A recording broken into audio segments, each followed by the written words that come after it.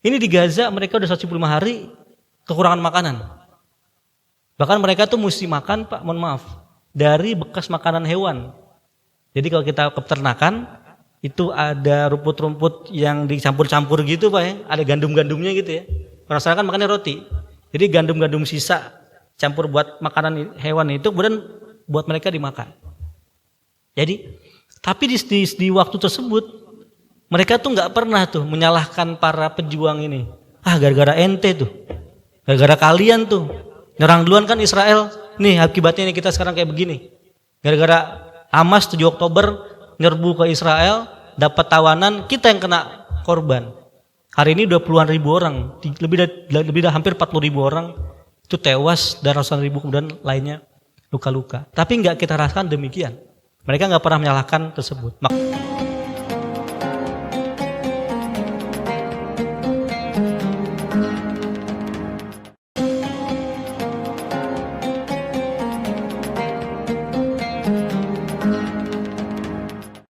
Hari ini udah masuk hari ke 175-an perang di Gaza yang dimulai sejak 7 Oktober, tetapi kalau kita flashback ke belakang jauh, total penjajahan itu udah 105 tahun sejak tahun 1917 ketika Inggris masuk. Kalau kita kemudian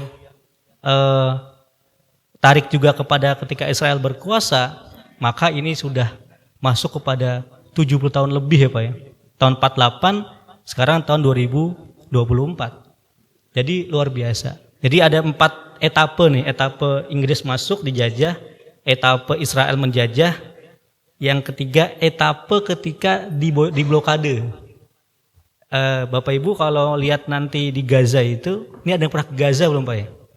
Saya juga belum pernah ya Pak ya. Tapi kita lihat dari saya waktu kuliah di Arab Saudi, banyak teman dari Gaza ternyata. Mereka juga bercerita. Di Gaza itu sejak tahun 2004, itu kotanya itu dibentengin gitu ya. Dibentengin. Nanti saya akan coba ulas. Ternyata memang Allah tuh udah prediksi sejak jauh. Model-model perang Yahudi ini itu sebenarnya udah gaya klasik lah gitu ya. Udah nggak hal yang baru. Hari ini kita melihat bagaimana kemudian kemarin Amerika nggak memveto kan Pak ya. Di KPBB kumpul nih, lagi kongko-kongko kan di KPBB itu ya. Lagi kumpul-kumpul, biasanya Amerika suka intervensi itu. Gentar senjata, Amerika bilang dari belakang, jangan, veto, selesai itu urusan. Kemarin nih beda Pak. Mereka kongko-kongko gitu di KPBB, Indonesia pun termasuk salah satu sekarang termasuk di KPBB, mutusin harus hentikan peperangan. Tapi Amerika nggak memveto.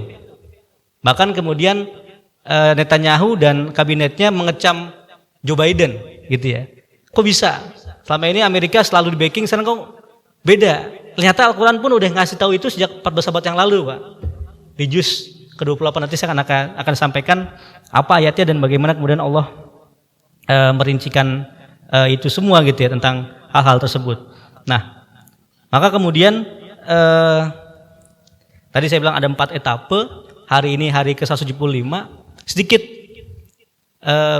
bahasa sekarang namanya spoiler Pak. Kita tentu melihat perang ini lebih buruk dibanding perang dunia kedua. Perang dunia kedua itu luar biasa total korbannya. Tapi kita coba bandingkan Pak. Perang dunia kedua kan dimulai ketika Jerman menginvasi Eropa Barat. Masuk ke Polandia, masuk ke Prancis, masuk ke mana lagi? Hampir Inggris hampir masuk ya Pak. Dunkirk ya, yang waktu itu mereka hampir terpojok seperti itu, hampir semua dikuasai. Terakhir ke Rusia kan, ke Soviet, tapi hampir masuk ke Moskow, tapi kemudian karena musim dingin selesai. Ternyata Nazi untuk menguasai Prancis Pak, hanya butuh waktu 45 hari Pak. Tapi Bapak bisa cek, Prancis itu Paris takluk oleh Nazi hanya 45 hari Pak. Padahal ketika itu Paris lagi kuat-kuatnya Pak. Paris ketika itu baru habis menang PD pertama kan dengan blok sekutu. Kemudian Paris ketika itu bukan lagi dijajah. Kalau kita lihat kepada negara yang bekas jajah kita, Belanda, itu lebih singkat lagi. Belanda takluk kepada Nazi hanya 6 hari. Kita bisa dicek di dalam sejarah Pak. 5 hari tentaranya 5 hari ratunya kabur, hari ke-6 tentaranya tunduk. Belum kita bicara Polandia, belum bicara negara-negara yang lainnya. Tapi kemudian kita bukan berarti udah serang aja Gaza nih, Gaza kuat, enggak seperti itu. Nah justru tema kita, kenapa bisa begitu kuat gitu ya? Kenapa waktu itu Eropa yang begitu kuat kok takluk dengan Nazi yang senjatanya oke canggih. Kita bandingkan Nazi yang dulu dengan sekarang, mungkin sekarang Israel lebih canggih lagi Pak. Mereka punya Mossad, katanya intel paling canggih di dunia. Di seluruh dunia ada Mossad. Dulu di Malaysia pernah ada orang Hamas dibunuh oleh Mossad tanpa diketahui oleh Malaysia sendiri. Akhirnya kemudian jasadnya ditemukan. Mossad bisa berdinas di seluruh dunia. Dan kemudian dulu kita sempat rame itu Pak, zaman KPK masih garang-garangnya, yang cicak versus buaya 1 dan 2 gitu, yang kemudian KPK bisa menyadap semua komunikasi. Itu ternyata barangnya dari Israel. Saking canggihnya Israel ini. Belum senjata yang lainnya, belum tank Merkava, belum Iron Dome dan seterusnya. Tapi ini Gaza yang sedemikian kecil, saya waktu bulan Oktober pernah menjelaskan juga bagaimana luas Gaza itu. Luas Gaza itu cuma 360-an kilometer persegi, dibentengin semua, warganya diblokade, lautnya nggak bisa masuk, darat nggak bisa masuk, tapi 175 hari masih bertahan gitu. Nah, kita tentu sebagai seorang Muslim, seperti Nabi sampaikan, man lam yahtam bi amril muslimina falaysa minna. Barang siapa yang nggak peka, yang masa bodoh, itu urusan orang lain lah, bukan urusan saya. Artinya nggak peduli dengan urusan yang lainnya, muslim yang lainnya, maka dia bukan bagian daripada umat Nabi Muhammad SAW. Nah kita sangat simpati, sangat empati, sangat sedih, tapi kita yang gali hikmahnya. Jamaah muliakan, ada sebuah teori mengatakan demikian Pak. Ini terjadi, saya coba komparasi dengan perang dunia kedua dan perang manapun. Sebuah negara itu akan jatuh kalau ada dua entitasnya yang lemah. Satu militer, yang kedua rakyat. Jadi gini Pak, kalau rakyatnya kuat, militernya lemah, itu kalah tuh. Militernya nggak kuat nih, rakyatnya kuat, sama aja akan kalah juga karena militernya nggak bisa melawan musuh. Ada militernya kuat, rakyatnya lemah, yang ada si militer ditekan oleh rakyat. Karena rakyat ini udah nggak sabar nih, kok kita kelaparan terus. Hari ini kalau kita lihat di Gaza Pak, kita hari ini Ramadan, makanya momennya pas banget nih. Kita Ramadan dari pagi saja sampai sore. Saya kalau kemudian saya aktivitas juga di Jakarta, tinggal di Bogor. Di Jakarta aktivitas, kita juga di sabili.id. Itu kalau menjelang buka puasa tuh Pak, Bapak mungkin merasakan. Yang namanya motor tuh pasti ngebut semua Pak. Bener ya? Yang udah gak tahan nih mau buka puasa nih, pasti pada ngebut. Orang biasanya pada marah-marah tuh di bulan puasa tuh. Lagi yang di jalan, yang macet, di kereta apalagi tuh yang paling disesekkan segala macam. Ini di Gaza mereka udah 175 hari kekurangan makanan. Bahkan mereka tuh mesti makan Pak, mohon maaf, dari bekas makanan hewan. Jadi kalau kita ke peternakan, itu ada rumput-rumput yang dicampur-campur gitu Pak ya, ada gandum-gandumnya gitu ya. Orang sana kan makannya roti. Jadi gandum-gandum sisa campur buat makanan hewan itu kemudian buat mereka dimakan. Jadi, tapi di waktu tersebut mereka tuh nggak pernah tuh menyalahkan para pejuang ini. Gara-gara ente tuh, gara-gara kalian tuh nyerang duluan kan Israel. Nih akibatnya ini kita sekarang kayak begini. Gara-gara Hamas 7 Oktober nyerbu ke Israel, dapat tawanan, kita yang kena korban.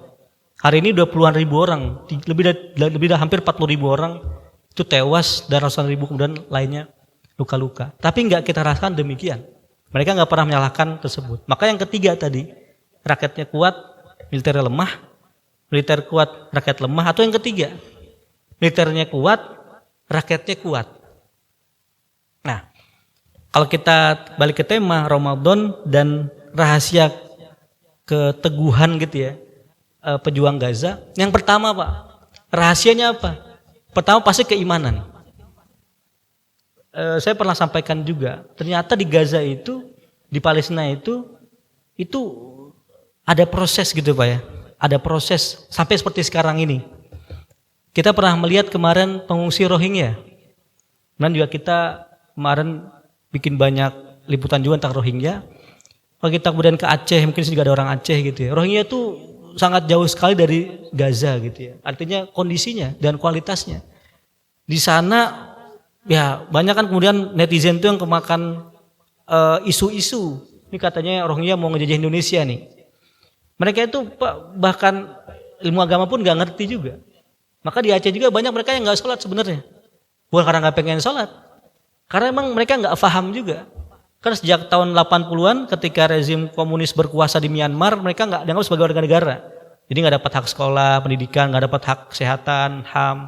Jadi dibodohin sampai dengan sekarang. Tapi di Gaza Pak, mungkin di Al-Ikhlas pernah mengundang Syekh Gaza atau pernah lihat orang Gaza. Di mana-mana banyak. Mereka hafiz Quran. Mereka tuh kayaknya intelek banget. Teman saya di kuliah juga di kampus orang Gaza banyak juga. Nah, ternyata kemudian pertama itu adalah revolusi keimanan. Ceritanya adalah sejak tahun 70-an itu muncul sosok beberapa tokoh, tapi ada sosok yang paling nyentrik, Pak. Nah, ini kemarin baru saja sekarang tanggal 29, sepekan yang lalu itu beliau pada 20 tahun yang lalu, jadi 22 Maret tahun 2004 beliau ini syahid setelah dirudal oleh Israel. Namanya Syekh Ahmad Yasin. Mungkin kita udah nggak asing. Tapi uniknya Pak, ini uniknya nih. Beliau itu hanya bisa berbicara saja dengan mulut dan lidahnya, nggak bisa jalan sama sekali dan lumpuh total. Beliau inilah kemudian menggerakkan sebuah revolusi keimanan di internal orang-orang Gaza. Karena mereka tuh berjuang udah sejak lama tuh, sejak tahun 17 dan seterusnya, bahkan namanya Izzuddin Al-Qassam itu nama tokoh perjuangan pertama ketika masih dijajah oleh Inggris. Tapi dia kemudian beliau wafat dan syahid. Apa yang beliau kerjakan? Beliau dua fokusnya Pak. Pertama, membina anak-anak muda. Maka hari ini kalau kita lihat ada Ismail Haniya, ketua Hamas yang ada di luar negeri, dia berdiplomasi. Ada misalnya Abu Ubaidah, ada Muhammad Dev, Yasin Nur. Hampir semua serangan yang bercokol jadi para pimpinan itu lahir dari tangannya Syekh Ahmad Yasin. Karena beliau yang bina langsung. Maka ketika itu beliau menggerakkan sebuah pembinaan yang rutin kepada seluruh anak-anak muda. Yang kedua yang beliau lakukan adalah mulai mengaktifkan kembali penerapan Islam di kehidupan sehari-hari lewat tempat-tempat tahfiz Quran. Jadi caranya itu bikin jenjang Pak. Ini saya dapat informasi juga dan Bapak ngobrol oleh yang pernah ke Gaza dan teman-teman saya. Jadi kayak misalnya anak kecil itu diajarin sama kakaknya nih. Misalkan anak usia TK sama SD yang ngajarin anak SMP. Anak SMP, SMA yang ngajarin itu adalah anak kuliahnya. Anak kuliahnya itu kemudian dibina sama para tokoh-tokoh yang di atasnya, dan itu Syekh Ahmad Yasin diantaranya. Jadi ternyata tahfiz Quran itu waktu di Gaza itu tidak hanya digunakan untuk menghafal Al-Quran, tapi juga mengkaderisasi, membentuk akhlak mereka juga, membentuk fikroh mereka juga, dan membentuk giroh mereka juga gitu. Makanya kalau kita lihat sampai dengan hari ini, meskipun lagi perang, mereka tetap bikin lingkaran-lingkaran halaqah Quran tuh Pak.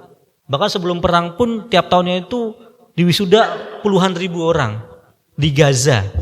Di tempat yang diblokade, di tempat yang semua serba terbatas. Kenapa demikian? Karena tadi satu, ada revolusi tentang keimanan. Ini pula yang kemudian mereka ambil betul dalam setiap momen. Saya kemudian gak terfikirkan gitu Pak ya. Gimana bisa Hamas itu atau pejuang itu bisa terfikirkan bikin terowongan yang luar biasa.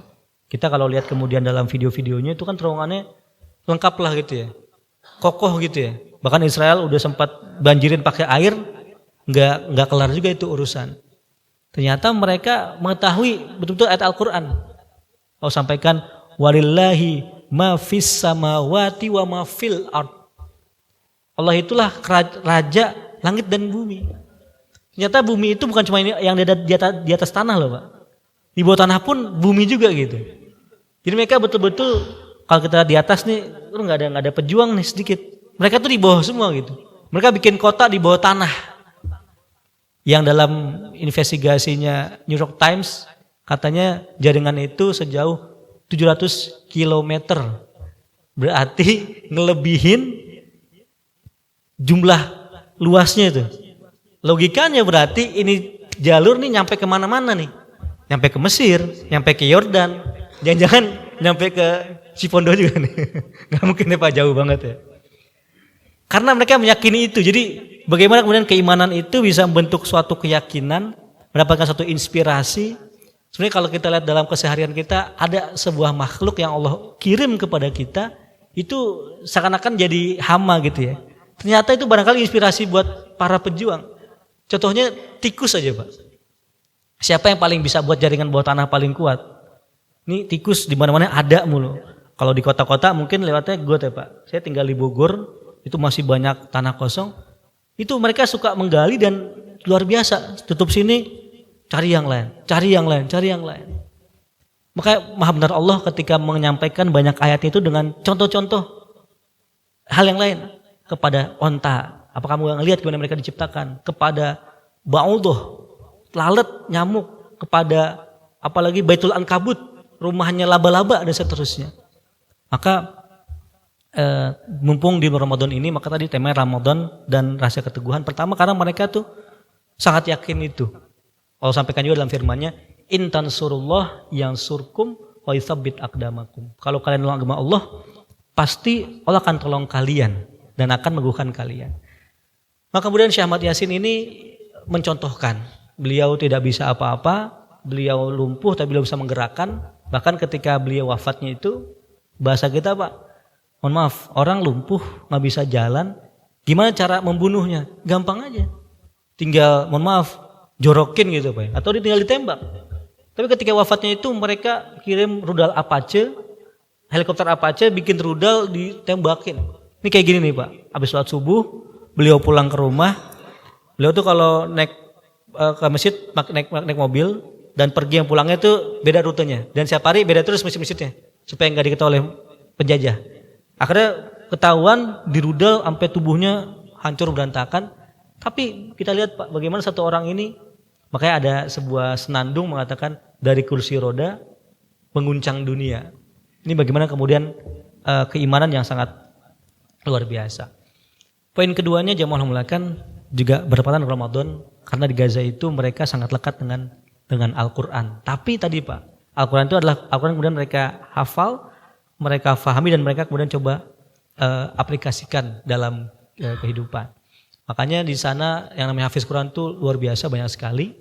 Yang namanya kegiatan-kegiatan Quran itu sangat menjamur sekali gitu ya. Nah, ini yang juga bertepatan dengan Ramadan adalah bagaimana Ramadan itu adalah turunnya Al-Quran. Ada nuzul Quran. Meskipun Quran itu turun 2 kali Pak ya. Ada turun yang secara sekaligus dari Lauhil Mahfuz kepada langit dunia. Ini yang bisa turunin cuman Allah. Lauhil Mahfuz ini yang bisa akses cuman Allah doang yang bisa akses. Lalu langit dunia kemudian turun kepada Muhammad SAW secara berangsur-angsur. Selama 23 tahun. Nah jemaah muliakan, saya waktu itu pernah berdiskusi dengan kalau sekarang beliau sebagai jubir Kemenlu, namanya Pak Lalu Mat Iqbal. Dan satu forum kita pernah ngobrol gitu ya tentang Palestina, beliau menyampaikan sebuah kerisauan karena beliau memprediksi bahwa akan terjadi perubahan besar di dunia. Setiap perang itu pasti akan ada efek besar kepada dunia gitu ya. Tapi lebih dari itu beliau sampaikan, dia pernah jadi dubes di Turki. Beliau bercerita, ternyata setelah saya teliti, masa pasang surut itu semua sama Ustadz. Gimana maksudnya Pak? Ottoman itu, Utsmani itu ketika awal berkuasa menguasai hampir seluruh Eropa dan bahkan dunia lainnya itu, ketika obrolan di internal kerajaan mereka selalu bilang, sekarang Anda hafal surat apa? Udah sampai mana belajarnya? Sudah sampai mana belajar tafsirnya? Tapi ketika masa Utsmani mau runtuh itu, mereka udah berubah cara ngobrolnya Pak. Sudah bisa lagu apa sekarang? Bisa main piano nada yang mana? Jadi udah berganti orientasi. Itu Pak. Nah, ini yang kemudian kita lihat dalam hari-hari ini. Saya sangat sedih sekali ketika kemarin, mungkin Bapak Ibu sudah mengecek juga bagaimana kemudian sebuah ajang yang selama ini kita kecam, Miss Universe, ternyata sekarang juga digandrungi oleh orang-orang Arab sendiri. Bahkan Arab Saudi Pak. Mohon maaf Pak, ada fotonya tuh Pak. Miss Universe-nya foto samping bendera Arab Saudi. Padahal kan Arab Saudi kan bendera tauhid ya, ada la ilaha illallah gitu ya. Artinya apa? Nah ini kita belajar nih. Jadi pasang surut itu levelnya rumusnya sama gitu. Ketika mereka udah mulai menjauhi agama, mereka lebih mementingkan dunia, apalagi Nabi SAW mengatakan kamu itu akan mengikuti jejak orang sebelum kamu itu shibron bishibrin, pelan-pelan, tiroan bidhiroin, sehasta sampai nanti kamu kemudian masuk dalam lubang biawak, kamu pun akan masuk juga pada hari ini. Tapi kita lihat di Gaza sekarang hari ini mereka berbeda kondisinya, mereka menanyakan pada hal-hal yang lebih substantif. Nah, yang berikutnya disampaikan bagaimana kemudian Allah SWT mencuplik gitu ya, ketika ini saya bacakan ayatnya Pak, di dalam surat Al-Hasyr, Allah sampaikan di ayat ke-14 dan 15. La yuqatilunakum jami'an illa fi quram muhassanatin aw min wara'i judur ba'suhum bainahum syadid tahsabuhum jami'an wa qulubuhum syatta dzalika bi annahum qaumun la yaqilun kama thalil ladzina min qablihim qariba dzaqu wabala amrihim wa lahum ma'adzabun alim. Artinya tidaklah mereka orang ini, ayat ini dicantum ketika orang-orang Yahudi nih, tidaklah orang Yahudi ini dan orang Zionis ini memerangi kalian kecuali illa fi qura muhassana, kecuali dari tempat-tempat yang mereka bentengi, kecuali mereka bikin benteng-benteng. Maka kenapa kemudian Gaza itu dikelilingin, dibentengin? Dan kalau kita lihat juga bagaimana Iron Dome, pertahanan udaranya itu juga mereka bikin benteng. Seperti nenek mereka dulu di Madinah. Kalau kita umroh Pak, hari ini masih bisa ngeliat tuh benteng-benteng Yahudi ada di Ka'abil Ashraf di daerah Khaybar misalnya, di daerah Khaybar betul, banyak sana juga di Madinah gitu ya. Benteng-benteng mereka dulu tuh gak berani nyerang kaum muslimin kecuali dengan benteng-benteng tadi. Ternyata itu mengulang saja. Mengulang apa yang pernah Allah gambarkan. Illa fi qura muhassanatin aw mi wara'i judur. Mereka gak berani langsung, pasti ada pelindungnya, kalau nggak di balik tembok. Nah ini yang paling penting nih. Tahsabuhum jami'an wa qulubuhum syatta. Kita hari ini mungkin tiap hari sakit hati, ngelihat pembantaian lagi, disakiti lagi. Ternyata Allah gambarkan, jangan kira mereka itu bersepakat. Tahsabuhum jami'an, mereka tuh kayaknya sepakat nih. Kompak banget sih orang-orang itu dia. Amerika kompak, Jerman kompak, Inggris kompak, Israel kompak. Wa qulubuhum syatta. Mereka seakan-akan bersepakat, tapi hati mereka tuh saling bermusuhan sebetulnya. Saling menegasikan. Yang menarik dalam ayat ini adalah komentar dari seorang mufassir namanya Imam Muhammad Ibnu Ashur. Namanya At-Tahrir wa Tanwir. Beliau menyampaikan, gimana bisa? Ada bertanya, gimana bisa mereka saling berpecah belah? Iya betul.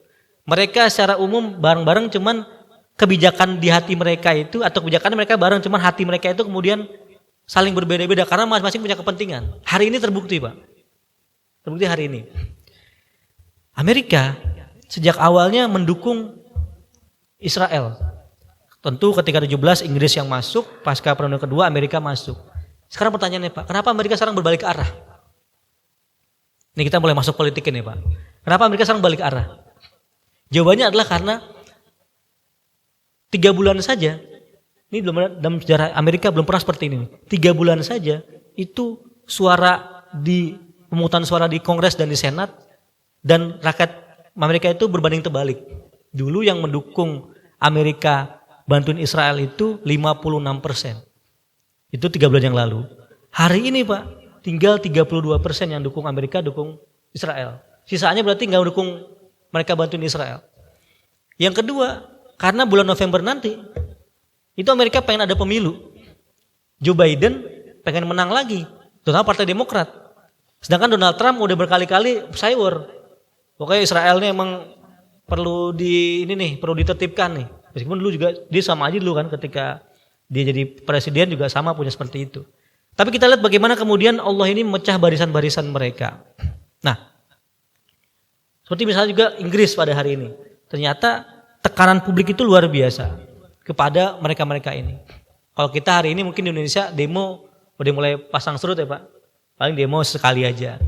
Tapi di barat itu demo itu mereka benar demo gitu dan luar biasa. Nah, faktanya Pak, ini saya juga mau samain faktanya.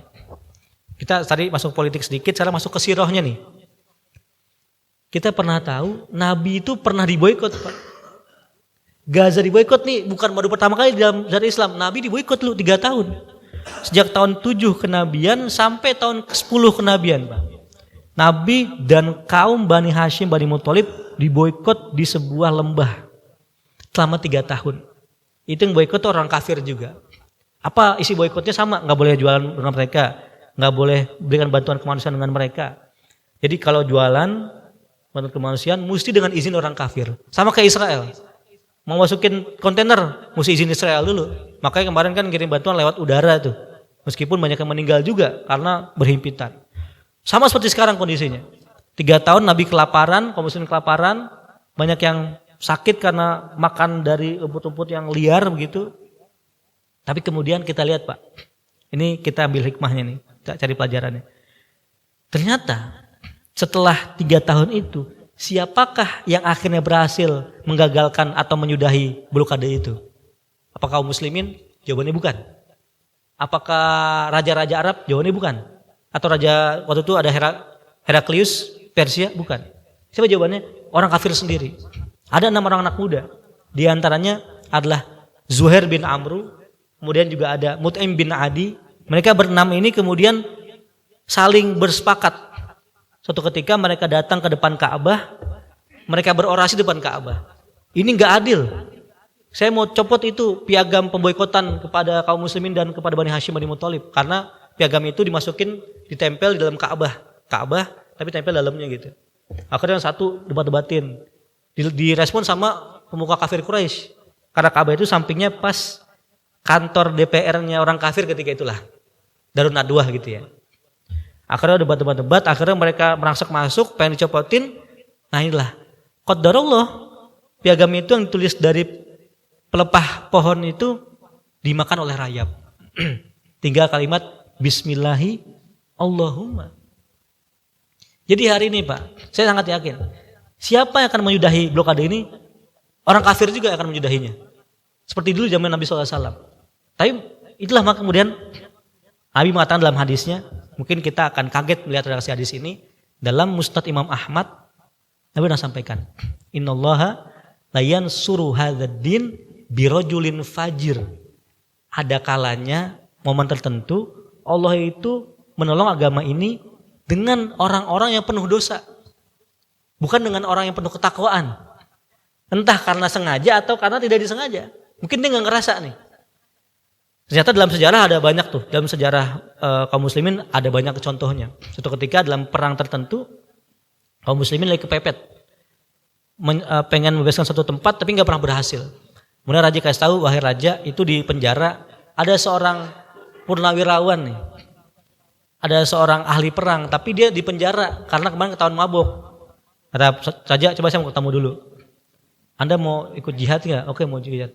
Tapi Anda nih mabuk nih. Udah saya pakai topeng aja, wahai raja. Akhirnya dia berperang pakai topeng, dan setelah dia masuk itu arah perang berubah. Lalu dia kembali lagi. Nah zaman hari ini barangkali kemudian itu diperankan oleh orang-orang para pegiat aktivis HAM yang ada di barat. Yang mereka itu kemarin bahkan di Kanada ada sekumpulan orang, mereka itu boikot makan sampai hampir meninggal. Dan mereka bukan muslim. Karena mereka mendukung Gaza. Hari ini di Inggris misalnya mereka berdemo. Di Amerika Biden lagi kasih pidato diinterupsi tengah jalan. Jadi bagaimana kemudian tadi sejarah yang tadi mengatakan bahwa ada kalanya Allah itu menolong agama ini dengan orang-orang yang fajir, dan dalam sejarahnya blokade itu akan selesai ketika yang selesai itu bukan umat Muslim tapi adalah orang kafir. Lalu bagaimana Ustadz? Itulah hukum sunnatullah. Karena orang punya rasa kemanusiaan, orang punya rasa empati dan simpati yang itu mereka nggak pernah hitung, dan itu tadi membuktikan tahsabuhum jami'an wa qulubuhum syatta. Pada suatu ketika mereka pun akan berselisih juga kalau udah nggak ketemu dalam satu dua poin-poinnya. Yang kedua Pak, dalam momen yang tadi, Nabi itu Pak kalau di flashback ke belakang, tahun pertama sampai tahun ke-7 pengikutnya di bawah 50 orang. Sebelum diboikot, Nabi belum pernah bisa mendirikan sebuah negara tertentu, jamaah masih sedikit, dan kemudian masih sangat eksklusif. Tapi Pak lihat Pak, pasca pemboikotan, kapan Nabi itu mulai punya kontak dengan orang Madinah? Jawabannya, pasca pemboikotan. Habis diboikot, bukan tambah lemah nih, justru malah tambah kuat.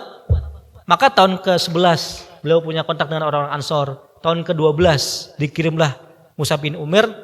Tahun ke-13 persiapan untuk hijrah, maka beliau pun kemudian hijrah ke kota. 3 tahun doang Pak. Jadi 1:2. Kalau tadi 7 tahun pertama Nabi itu masih mentok, terulah 3 tahun Siriyah, 4 tahun Jahriyah. Tapi pasca boikot moncer banget gitu. Ini kalau hitungan manusia ini udah mustahil sekali nih, mustahil sekali. Makanya kemudian Allah tegaskan kembali, intan surullah yang surkum wa yutsabbit aqdamakum. Hari ini banyak orang masuk Islam karena Gaza. Mungkin yang aktif dengan media sosial ada namanya Jeffrey Shaun King, aktivis HAM Amerika. Dia dan istri masuk Islam hari pertama Ramadan. Ada lagi pemain UFC, penguasa asal Brazil, masuk Islam karena Gaza. Ada lagi penyanyi rap Amerika masuk Islam karena Gaza. Di TikTok hari ini Pak, kita lihat di TikTok nih, mungkin bapak-bapak nggak pakai TikTok ya Pak ya. Yang muda-muda di Indo kan, di Indonesia kalau TikTok biasanya joget-joget nih. Sekarang di Amerika tuh lagi demam TikTok baca Al-Quran. Mereka itu baca Al-Quran karena mereka ngeliat orang-orang di Gaza gitu ya. Jadi kadang hitungan manusia itu beda sekali dengan Tuhan Allah SWT. Nah, kan kemudian dalam perjuangan itu kita nggak dituntut hasil, tapi kemudian dituntut kemudian bisa semaksimal mungkin. Nah, jamaah yang muliakan, maka tadi kita yakin bahwa ini menjadi poin-poin yang penting. Tadi kalau kita flashback, apa sih rahasia keteguhannya? Pertama keimanan, kedua mereka sangat lekat dengan Al-Quran, yang ketiga nih Pak yang paling penting, mereka sangat hormat dengan ilmu pengetahuan. Mereka sangat cinta dan hormat dengan ilmu pengetahuan. Saya waktu kuliah S1 di Arab Saudi, lalu kita lanjut ke Sudan, waktu saya penelitian, saya mencari beberapa referensi dan contoh-contoh tesis dalam bahasa Arab. Ternyata di antara kampus-kampus yang paling maju dalam dokumentasi digital itu namanya Universitas Islam Gaza. Di Gaza itu ada kampus Islam, namanya Al-Jami'ah Al-Islamiyah bi Gaza. Itu mereka diboikot saja, mereka bisa punya jejak digital luar biasa sekali. Dan hari ini itu kampus dihancurin sama Israel. Jadi kalau kita lihat hari ini orang Gaza itu mereka bisa bikin drone, mereka bisa bikin senapan, karena mereka meskipun diboikot, tapi mereka tuh masih sangat cinta dengan ilmu. Bahkan di kampus ini saya bilang tadi, bahkan kalau di Arab Saudi pun dengan teknologi maju, tapi jumlah yang di upload atau digitalkan lebih banyak yang ada di kampus di Gaza ini. Mungkin beberapa orang pernah ke sana, pernah melihat langsung, dan saya pun dapat informasi dari orang Gaza sendiri. Ternyata di situ juga banyak orang asing kuliah. Dari Saudi pun ada yang ke situ juga gitu ya. Dari negara lain pun situ juga ada, tapi memang sangat terbatas sekali. Artinya apa? Inilah kemudian implementasi daripada nilai-nilai Islam. Islam nggak pernah anti kemajuan, Islam nggak pernah anti ilmu pengetahuan. Manakala ketika keimanan bercampur pengetahuan menjadi sebuah hal yang luar biasa sekali. Kan ketika Allah sampaikan Iqra, maka orang Gaza itu mengetahui bahwa kemajuan itu ada pada ilmu pengetahuan. Kalau kita flashback zaman Nabi SAW Pak, Nabi itu pernah membuat suatu revolusi besar. Ketika biasanya tawanan perang itu dibunuh atau dijadikan budak. Kalau perempuannya jadikan sebagai budak lah, laki-lakinya dibunuh atau dibudakin juga. Tapi ketika perang Badar, perang pertama kaum muslimin, itu tawanan perangnya tidak dibunuh, tidak diperbudak, apa? Jadi guru. Mereka jadi guru bagi para kaum muslimin yang belum bisa baca. Dan jadi guru, terutama guru bahasa-bahasa asing. Ini yang di capture sama Jepang ketika mereka habis dibom kan, Nagasaki dan Hiroshima itu kan. Ketika itu Kaisar Hirohito bilang berapa jumlah guru yang tersisa. Di mana kemudian ada penghormatan luar biasa kepada ilmu pengetahuan, sehingga mereka itu bisa sangat solid sekali gitu ya. Antara rakyatnya, antara pejuangnya, dan antara setiap lininya itu. Nah, poin yang terakhir mungkin yang bisa saya bahas juga terkait dengan poin-poin ini, Kalau tadi saya udah bahas tentang sisi dalilnya, kemudian politiknya, sejarahnya. Kita coba lihat dalam konteks yang geopolitiknya barangkali pada hari-hari ini. Saya pernah ditanya, Ustadz emang Indonesia itu nggak bisa kirim pasukan gitu ya ke sana ya. Ini kalau kita lihat dalam yang lebih luas, karena kan negara itu kalau masuk sebuah negara lain mesti ada legal standingnya, mesti ada alasannya dulu. Indonesia nggak punya satu konfederasi yang sama dengan Gaza atau Palestina misalnya. Kita di ASEAN, Gaza itu Palestina itu di di Arab ya, atau Liga Arab misalnya. Nah maka hari ini kita pun melihat bagaimana kemudian ternyata antara rakyat dengan negara kadang suka berbeda. Jadi kalau hari ini tanya, itu orang-orang di sekitarnya kok diam-diam aja tuh di Gaza tuh. Saya jawab, masyarakatnya bergerak. Tapi mungkin pemerintah-pemerintahnya mereka nggak berani. Karena banyak sekali yang mereka punya beban masa lalu, hutang masa lalu. Bisa kita lihat pangkalan militer Amerika tuh sangat banyak di Timur Tengah, Pak. Pangkalan militer kan bukan cuma tempat tentara, tapi juga menjaga kepentingan mereka juga. Jadi yang terakhir, dengan momen kemarin sebenarnya kita lihat bagaimana kemudian hari ini nih Israel sendirian. Ketika di PBB udah nggak ada lagi yang mendukung Israel pada hari ini. Yang kedua, kemudian 4 negara Eropa akan segera mengakui Palestina. Di antara adalah Slovenia, Malta itu akan mengakui tentang negara Palestina dan Spanyol misalnya. Dan yang berikutnya Joe Biden sudah mulai berlepas dari Israel karena dia berhitung. Kalau saya masih dukung Israel, saya bisa kalah pemilu. Jadi ujung-ujungnya kembali kepada ayat tadi, tahsabuhum jami'an wa qulubuhum syatta. Yang keempat, mungkin bagi kita juga bagaimana kemudian kita berefleksikan ini di bulan Ramadan ini, momen yang tepat sekali. Bagaimana kemudian saya yakin Gaza mungkin gak selesai dalam 1-2 hari, tapi bisa beberapa tahun lagi. Tapi bagaimana kemudian ini bisa menjadi wacana kita semua, dari mulai orang tuanya, anak mudanya, tapi kita mengambil spiritnya gitu ya. Spirit ini kemudian kita bisa tularkan pada anak kita, sehingga bagaimana tadi keimanan yang kuat dengan ilmu pengetahuan yang kuat itu menghasilkan sesuatu hal yang sangat luar biasa, yang bahkan orang gak pernah kebayang, yang bahkan Paris pun takluk 45 hari, di Gaza 175 hari mereka masih sangat kuat dan masih sangat eksis hingga pada hari ini. Mungkin itu tema ataupun bahasan sudah saya bahas pada pagi hari ini.